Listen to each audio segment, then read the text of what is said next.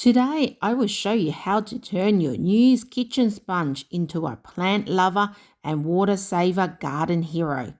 The sponge is the poor man's version of vermiculite. It's basically the DIY version, except it's also used to clean your coffee cups.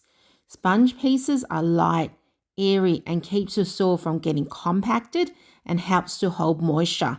Just don't expect your plants to taste like a cappuccino.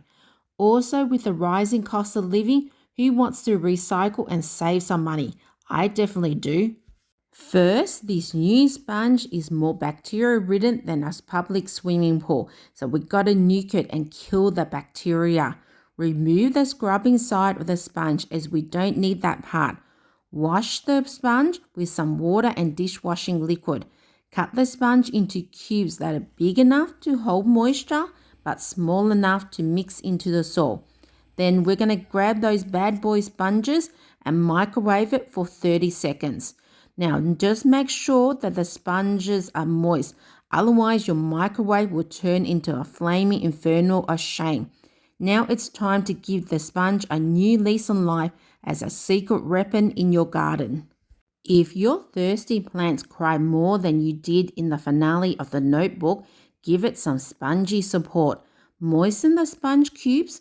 When repotting a plant, bury the chunks of sterilized sponge at the bottom of the pot, underneath the soil and underneath the roots. Make sure your pots have drainage holes. Your thirsty plants will love it. It will also help to prevent the soil from being compacted. Great for peace lilies, calatheas, stromantes, but not so much for your drought-tolerant plants like succulents or ZZ plants. Bonus tip time, do not use on edible plants. Would I use old sponges on my basil? Nope, not unless I want some potential toxins when the sponge breaks down. Only use your sponge magic for non-edible plants. So there you have it. One man's trash sponge is another plant's hydration station. Subscribe for more gardening hacks and remember, don't throw your sponge out, bury it.